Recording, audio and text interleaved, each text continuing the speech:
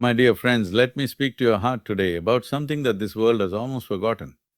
It's not loud, it doesn't seek attention, it doesn't clamor for applause. But it holds more power than the roar of crowds or the flashing lights of fame. You see, the loudest life is not always the most meaningful.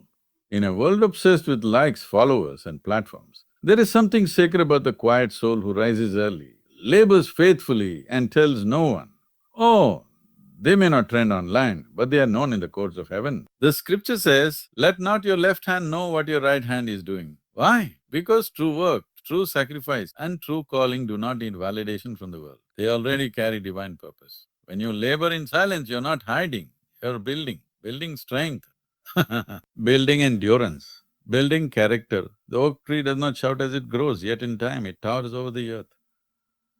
I have seen men rise with the noise of drums and fall just as. And I have seen women quiet in their prayer closets, working, weeping, believing. And in time their life shook nations. Because what is done in secret, the Lord will reward openly. So, don't chase the spotlight, don't beg for praise. Work with your hands, bend your knees and keep your eyes on the task the Lord has given you. And when the time is right, not your time, not their time, but God's time, the world will see what He has done through you.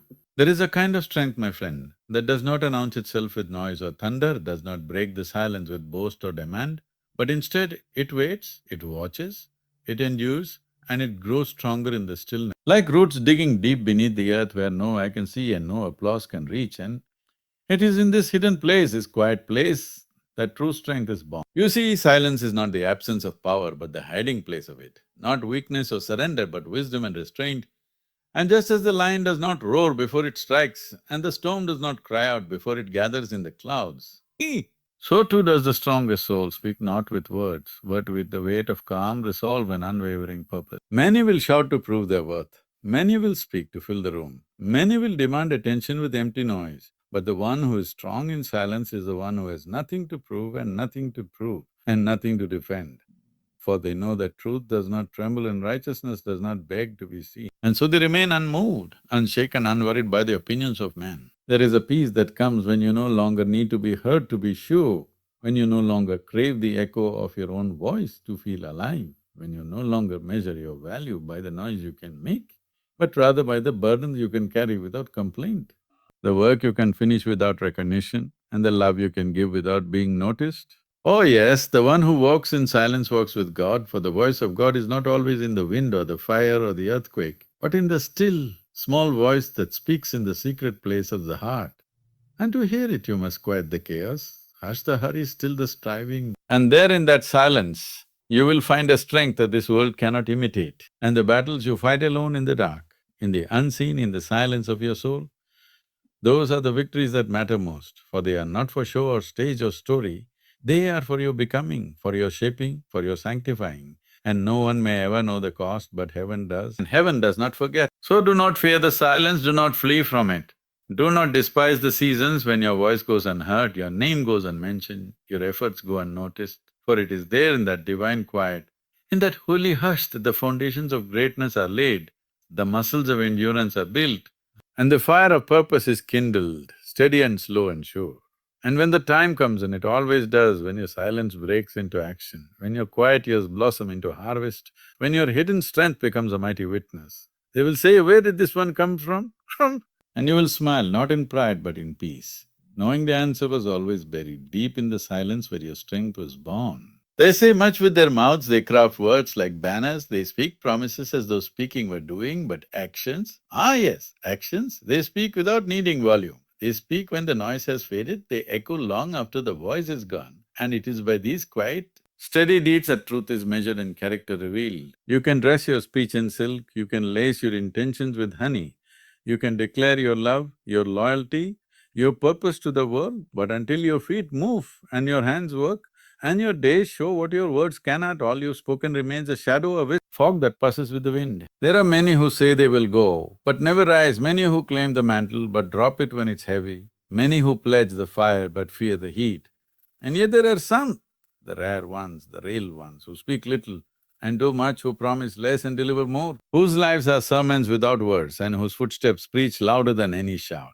For the fruit of your life is not in what you say you will plant, but in what grows under your care, in what survives a storm, in what blooms in season. And while others are busy trying to be heard, yes, you are busy building, lifting, tending, forgiving, enduring, and that, my friend, is a voice that cannot be silenced. The world doesn't need more declarations, it needs more demonstrations. It needs people who will love without announcement, serve without cameras, give without keeping count. People whose yes means yes, yes, in action, and whose faith is seen not in speeches but in sacrifice, not in status but in scars.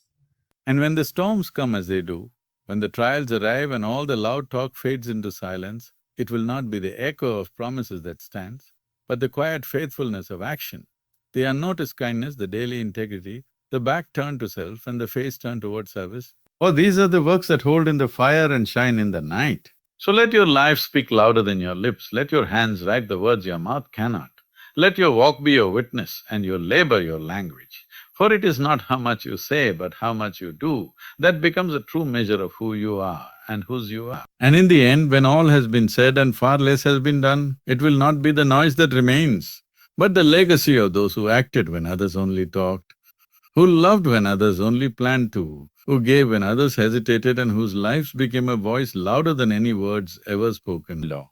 Character, my friend, is not made under lights or upon stages, not forged in the noise of praise or in the eyes of the crowd, but in the silence where no one watches, in the shadows where decisions are made without applause, where truth is chosen with no reward and integrity is guarded when it costs everything. You see, the man the world sees is only the surface, the reflection, the echo of the man he is when no one is watching, when he's behind closed doors, when the temptation is strong and the pressure is quiet and there is no one there to clap or condemn, only the still voice within asking, "Oh, who are you?" when it doesn't count to them. For character is not built by public opinion, but by private obedience, not by the eyes of men, but by the eyes of God.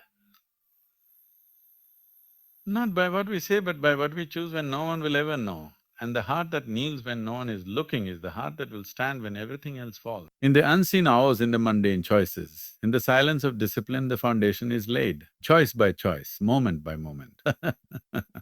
When the soul says yes to what is right and no to what is easy, when the hand refuses the shortcut and the mouth holds back the lie, when the feet walk the long road because it is the honest. The world celebrates results, but heaven watches the roots. The world rewards performance, but God honors the process. And though the fruit may bloom in public, it was born in private when the gardener stayed up late, pulled the weeds, watered the soil, and no one saw him but the stars. Oh yes, the secret life is the true life.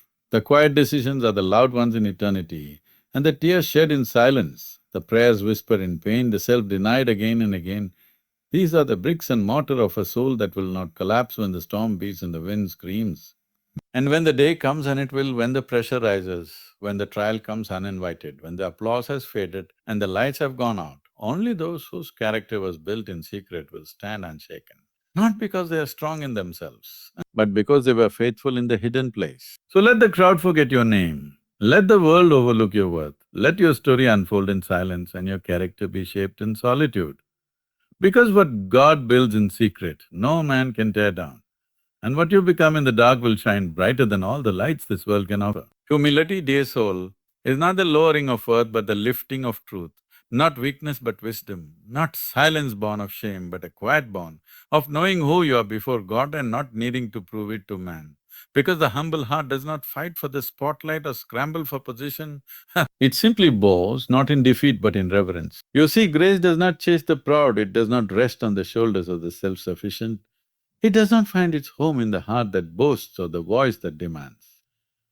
But it flows like water to the lowest place it gathers in the valleys. It anoints the head that is bowed low and lifts up the one who has laid down their crown. There is something holy in the life that does not clamor to be first, in the spirit that serves without being seen, in the heart that rejoices when others rise. And though this world may see such a life as small or slow or foolish, heaven sees it as precious, for it reflects the very nature of the one who stooped to wash the feet of those who would later abandon him. Opens the door to grace because it admits the need. It confesses the lack, it reaches empty hands to heaven and says, "I cannot carry this, I cannot fix this, I am not enough." And it is in that very surrender, that very letting go, that grace rushes in, not because you earned it, but because you made room for it. The proud heart is too full to be filled, too strong to be helped, too busy being seen to be healed. But the humble one, oh yes, the humble one waits in silence, serves without recognition, and finds that grace flows freely in the places where pride has been torn down and self has been set aside. And grace does not arrive with fanfare, it comes quietly, like morning light creeping over the hills. It comes gently, like oil on the head, like rain on dry ground, like the voice of mercy saying, "You are not forgotten." And it rests on the soul that has chosen to go low so that love can rise. So do not seek to be above others. Do not chase titles, do not fear being overlooked. For it is better to be hidden in humility and found by grace than to be exalted by man and forgotten by God. And the one who kneels in secret will be lifted in season, not by his own hand, but by the hand of the one who sees in secret.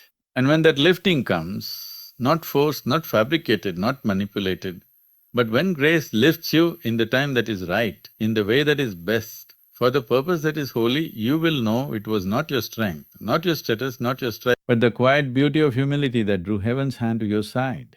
There is a season for sowing and there is a season for reaping, but they are not the same season. And the soil does not give fruit the day it is planted, and the sky does not send rain the moment we pray, and yet we are called to wait. Not with despair but with faith, not with frustration but with expectation, knowing that every act of obedience, every hidden kindness, every unseen sacrifice is seen by God and remembered by Him in a way that no man can erase. See, the reward does not always arrive when the applause comes, and the harvest does not always follow immediately after the labor, because the reward is not just what you get, it is who you become while you wait, while you press on. While you remain faithful in the field, even when the ground looks barren and the sky looks silent. There is a reason we walk by faith and not by sight. Because if we judge the worth of our obedience by what we see in the moment, we would give up too soon. We would sit down before the journey is over. We would abandon the plow before the fruit begins to break through the surface. But those who trust in the Lord, who do not grow weary in doing good, they shall reap. They shall reap if they do not. Oh yes, the waiting is not wasted and the time is not lost, because every tear you shed in prayer, every choice you make in secret, every step you take when you feel nothing and hear nothing and see nothing, those are the seeds of eternity, those are the bricks of legacy. And though they do not sparkle in the moment, they shine forever in the eyes of God. Now do not measure your worth by how fast the reward arrives, and do not curse the time it takes, because heaven's calendar is not like ours, and the reward is not delayed because it is denied, but because it is being prepared in ways you cannot see and woven with threads you would never have chosen.